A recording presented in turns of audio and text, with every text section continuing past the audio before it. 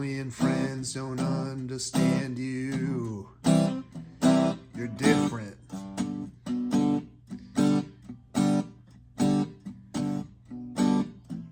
Your friends don't want to be around you. You're different. I'm just kidding. I don't want to put you through that. Through a whole, however long this video is going to be, with me just trying to wing it. I've mentioned plenty of times on this channel that I'm not nearly the versed musician that there is out there. There are plenty of versed musicians who are amazing. They're beautiful singers, beautiful musicians, beautiful people. In a sense, we are all beautiful people.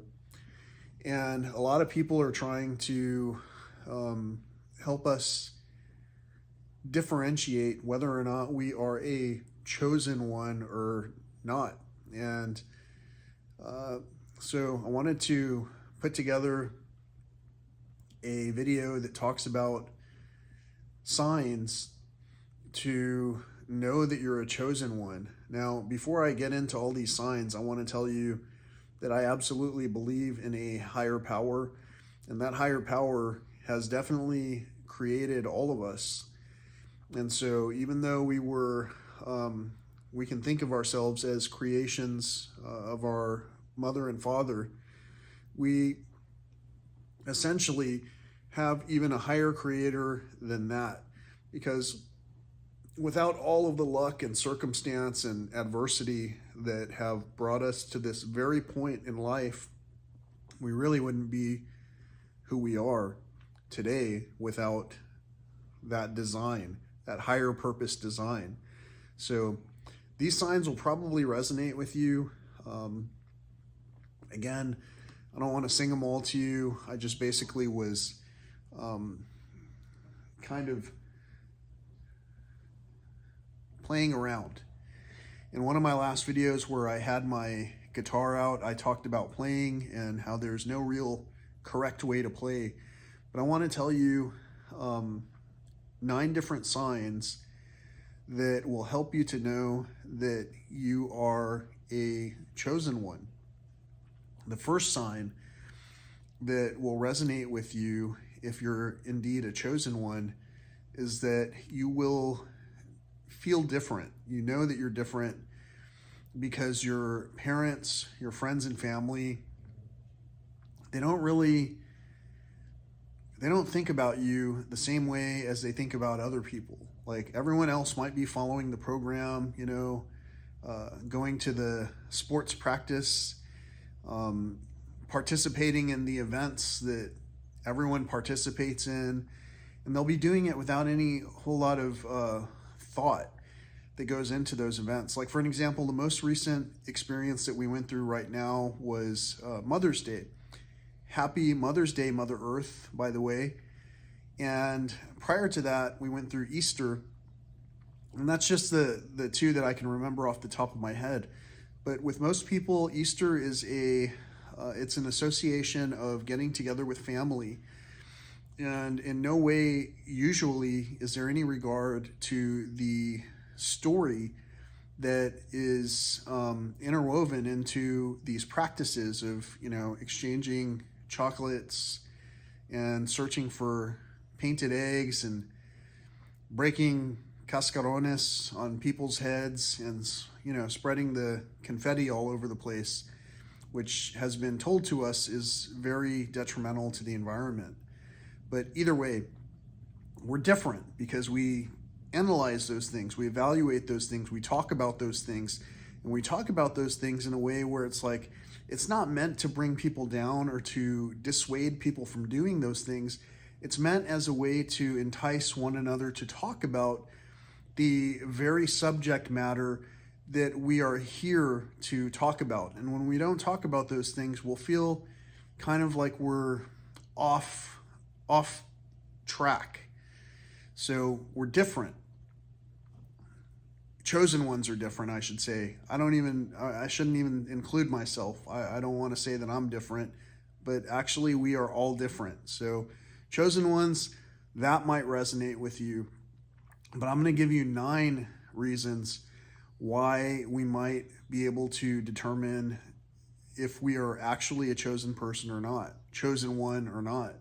The second, probably telling experience, probably one of the most telling experiences for a chosen one, is that we've had multiple near-death experiences. 1, 2, 3 near-death experiences, been in a coma, something like that.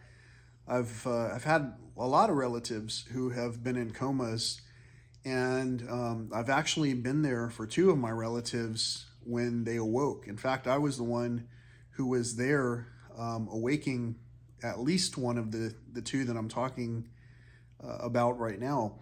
And a lot of people will recall these things, but as our generations begin to age more and more, they lose recollections, they lose memories. But I myself have had several near-death experiences. And these near-death experiences are near and dear to me because I survived them. A lot of chosen ones have had near-death experiences. I myself haven't been in a coma, but I probably very well should have been based on some of the things that happened to me. But anyway, chosen ones will go through near-death experiences, and part of that is because the being that wants to kill, steal, and destroy, some people will call that the devil, doesn't want chosen ones around. So there'll be multiple instances where circumstances will be set up to help to end the life of a chosen one. So this is some serious stuff.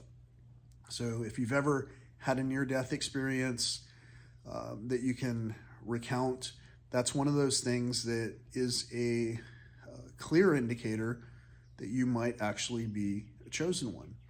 One of the other signs, this will be sign number 3, that you're a chosen one, is that you're the black sheep of the family. The black sheep of the family is someone who people don't really accept in the family. They don't accept, and they don't really want them around all the time, because that person, the black sheep, can often cause the rest of the family to feel like there's a burden.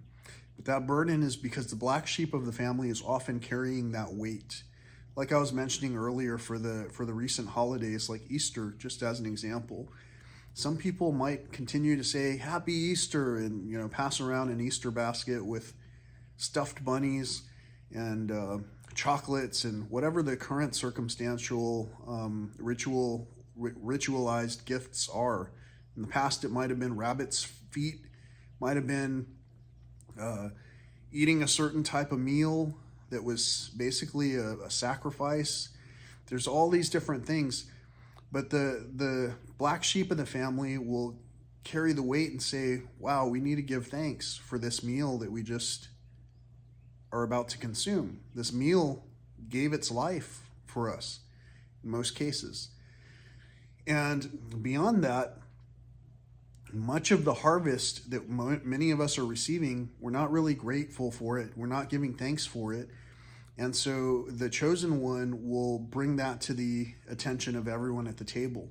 And so it's almost like the chosen one is carrying the weight of all of this, and everyone else just wants to kind of go around doing their business without giving any kind of thanks or regard to the higher power. The fourth indicator that you might be a chosen person is that you might have been, not might have been, odds are you were born into a dysfunctional family. I don't mean just a dysfunctional family like if you watched the National Lampoon's various vacations videos where you see people kind of absent-mindedly doing things because they don't have the greatest of memories, and so they wind up in the wrong places. But they're never really in the wrong place. And also the family is always pulling together in a coherent way. I'm talking about dysfunction like Maybe you have substance abuse in your family. Maybe you have mental or even physical abuse, incest.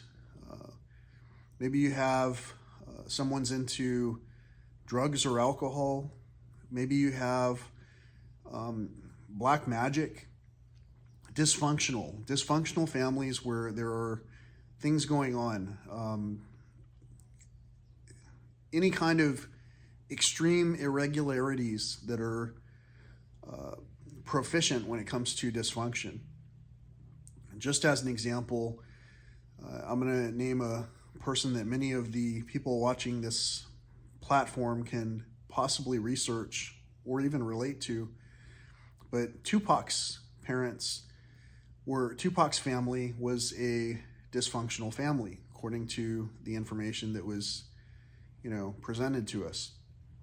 Not having known this individual directly, I couldn't tell you for a fact that this was the case, but a lot of people raised in adversity happen to be very creative. So the born into a dysfunctional family aspect is something that many people can relate to, because many people are in families, even now, that are dysfunctional. Dysfunctional families often don't want to accept any kind of responsibility, and so that's where the black sheep concept comes from. Since there's no real depth to the conversations, the dysfunctional family sometimes continues to remain dysfunctional. If it's your mission to repair that damage, or to at least present insight to the family that there is a course out of this adverse circumstance, then you're going to continue to go through this circumstance over and over until you resolve that situation. If you've just been given a chance to take care of something like this, the circumstance may be passed on to another person, and you might not have to tend to those circumstances anymore. But either way, generally, the chosen one is born into a dysfunctional family, and that's where the cleanup is needed. Cleanup on aisle, dysfunctional family. One of the other common signs of a chosen one, there are different ways that this can go, but another common sign of a chosen one, besides dysfunctional families, is when they're born early or late, like premature or way after the due date. But one of the other amazing aspects of a chosen one, like for an example, in the tale of Jesus Christ, just as an example, in that story, there were three wise men who were following a star. And those three wise men followed a star. They weren't really exactly sure of when this was going to come to be, but they knew, they had insight that this was going to happen. So they followed the star and were able to basically intersect with the birth of a chosen one. So yeah, chosen ones can have early births, late births, or an extremely profound, marked birth where basically it's almost like things were supposed to be masked, but they weren't exactly masked, because things aligned to show where these things were going to happen, when these things were going to happen. This is one of those that, again, I'm mentioning it just as a circumstantial type thing that people can resonate with. Some people can resonate with the fact that they were born extremely early or extremely late. And part of that was to mask when they were born. Because, again, when you're scheduled to come into this circumstance, there are forces that are there to kill, steal, and destroy. And that's why many of the chosen ones have had near-death experiences. So if there was a roadmap that said when some chosen one was going to come to be, chances are there would be something that would want to do everything it could to intercede and intervene and destroy that chosen one. So imagine if the devil knew Jesus was going to be almost a helpless infant at the time of his birth, then the devil would do everything he could do to try to end that hope. So the chosen one, because of the hope that they bring into the world, is someone who sometimes is born extremely early or extremely late based on when it was that they were scheduled to be delivered. I don't know the terminology, don't have any kids, and so I'm just at the end of their term that they were serving in the womb. So the I think we're on the sixth sign of a chosen one. The sixth sign of being a chosen one is you have a mark somewhere. A lot of the chosen ones will have a birthmark, and the birthmark that they have will be visible. And the birthmark is an interesting tale, and the things I'm talking about here are pretty, maybe they're controversial because I'm mentioning on the same subject plane something like Jesus Christ and then saying what I'm about to say, and even the things that I have said. But if you really listen to the words and understand what I'm talking about, I'm not trying to talk about Easter without Jesus.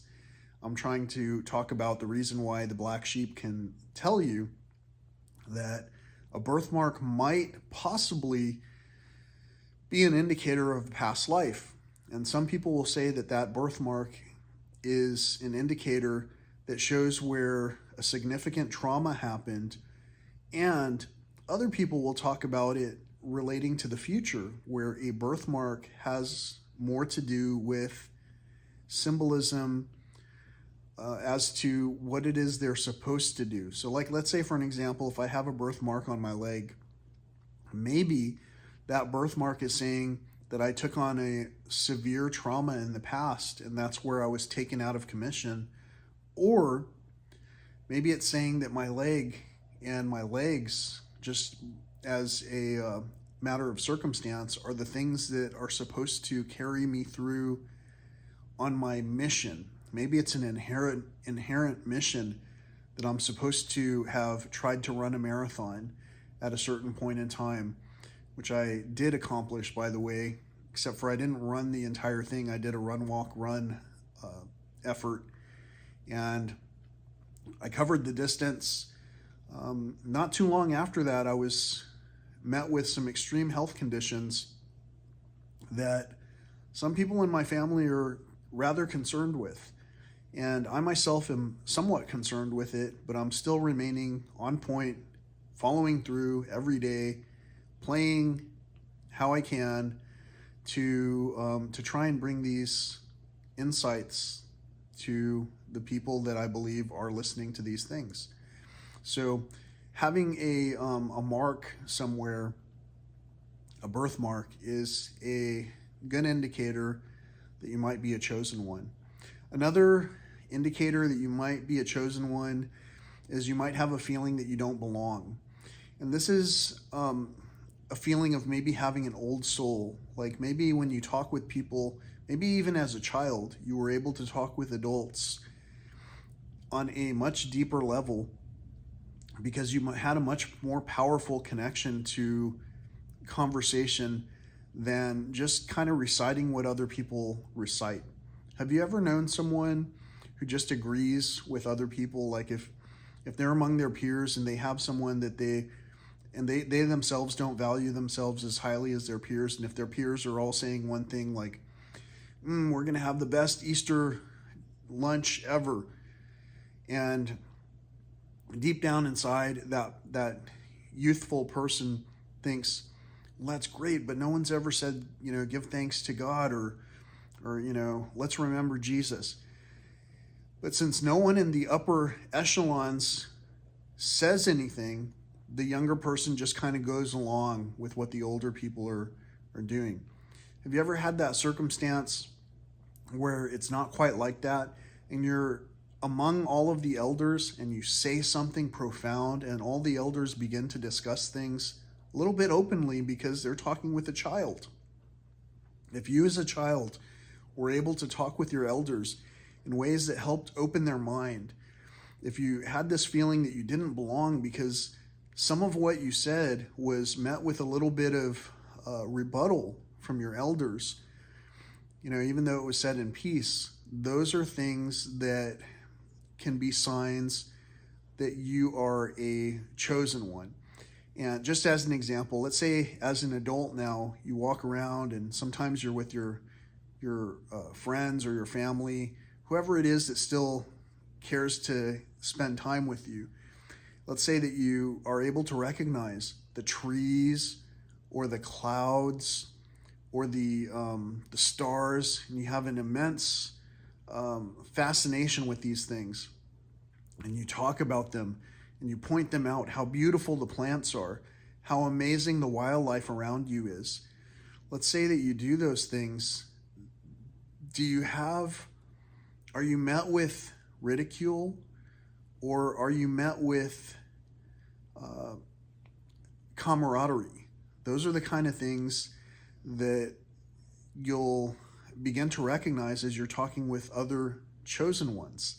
If you have this feeling always constantly when you're looking at the stars, if you have this feeling of returning home, if you have a feeling when you're talking with the animals, and I say talking with kind of loosely, I know that we can't speak the same language as wildlife, but on that note, if you have encounters and experiences where you find things along your journey that are in alignment with what your purpose is to talk about. Like for an example, on my channel, I talk a lot about wildlife and the environment and the challenges that our climate is facing right now in this rendition of the life that we're going through.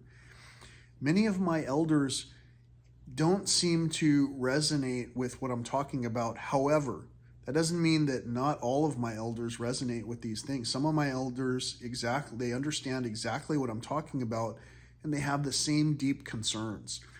So some of our elders are also chosen ones. I believe we're all chosen ones, but and we can all resonate with these things.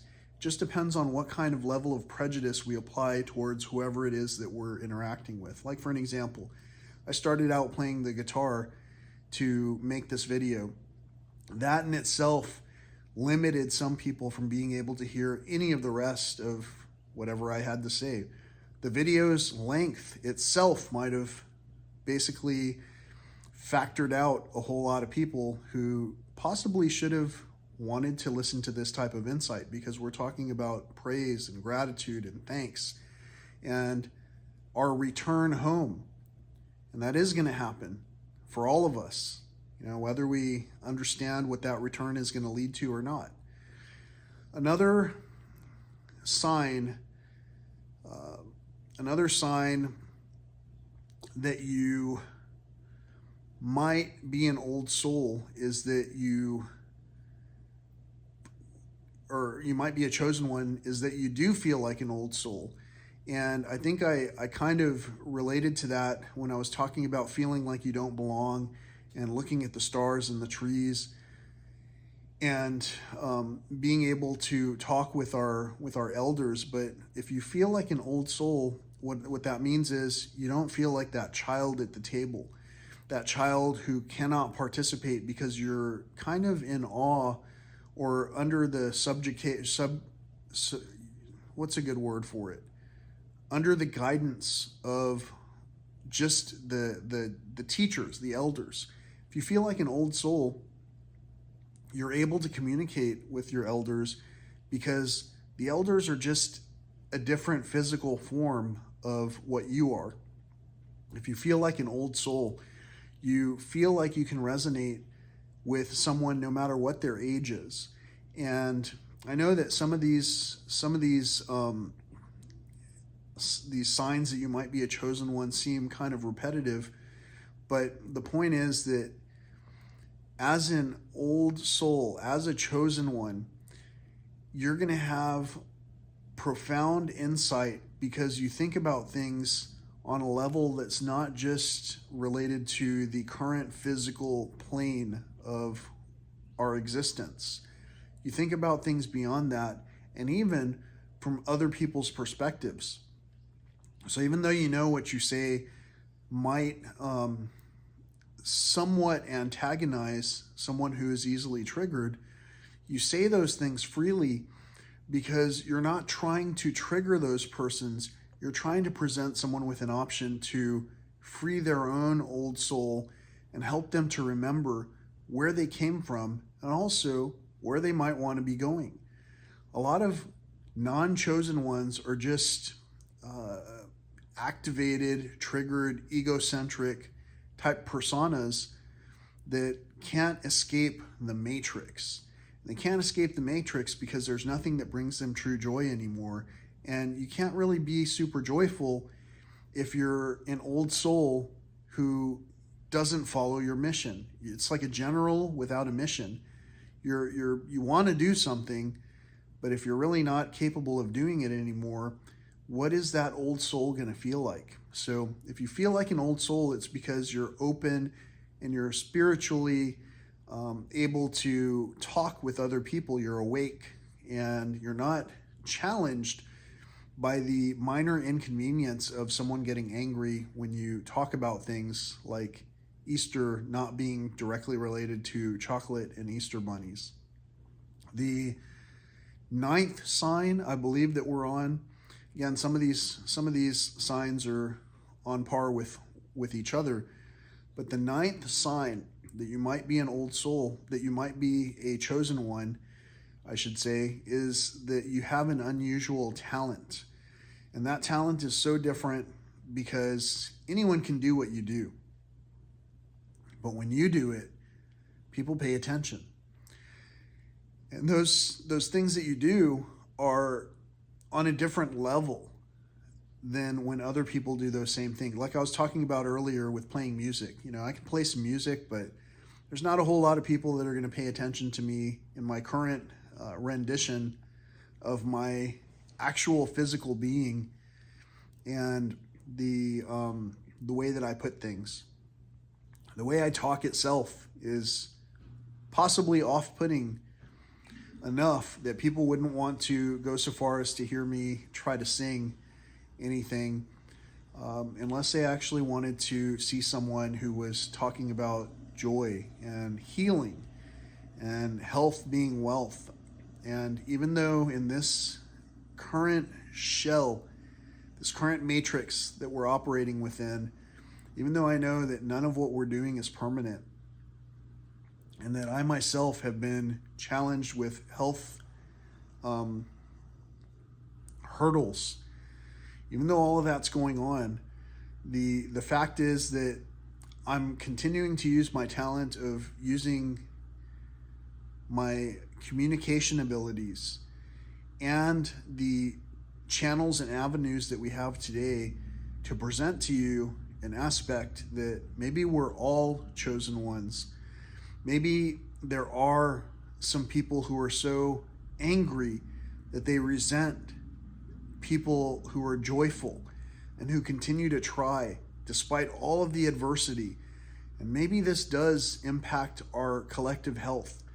Maybe it does hurt when someone feels things on a deeper level and acknowledges the other person's pain.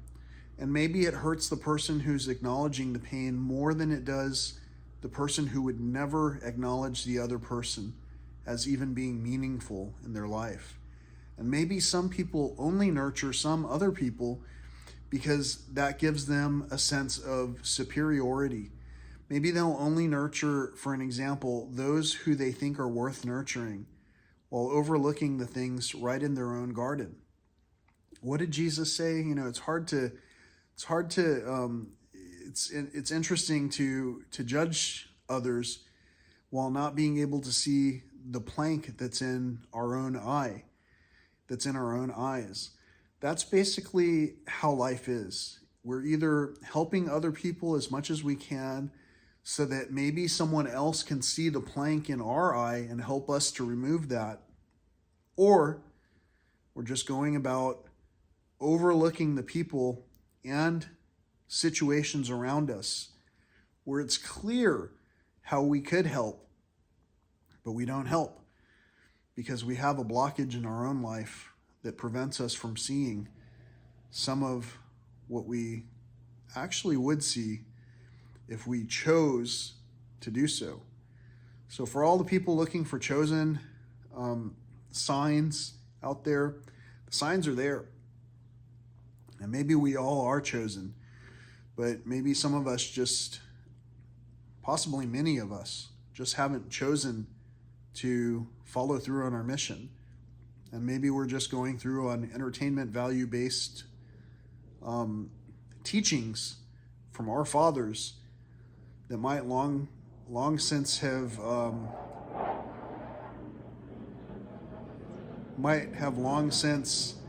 needed to be updated. Did you hear the war jet, the military jet fly over? I watched this guy, Denzo Moss, and I'm not sure if that's how you say it, but he has a lot of great insight. A lot of presenters here have amazing insight. That's part of my day. You know, I love looking forward to learning with all of these cats down the road and up the road, all over the place. And I love reaching out and asking for prayer for reasonable rainfall for all of us. We've been lucky. The weather here has been extremely hot where I'm at in Texas. The forecasts were so that this area was supposed to be hotter than the Death Valley area of California. You can see outside, it looks bright, but it's really overcast. And for the past 2 days, it's been overcast. The past 2 days that were supposed to be the hottest days here, it's been overcast. And so the temperatures were about 5 degrees less than what they were forecast to be because of that.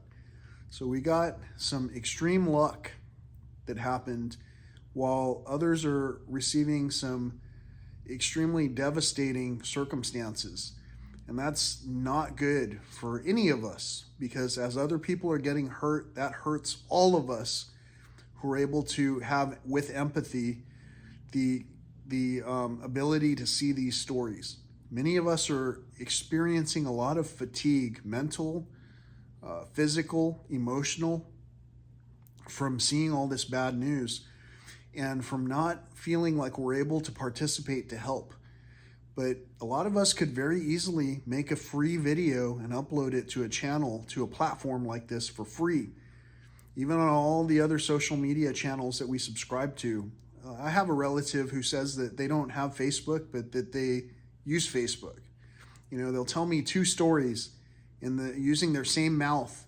They'll tell me 2 truths, which means one of those is not true. It's not accurate.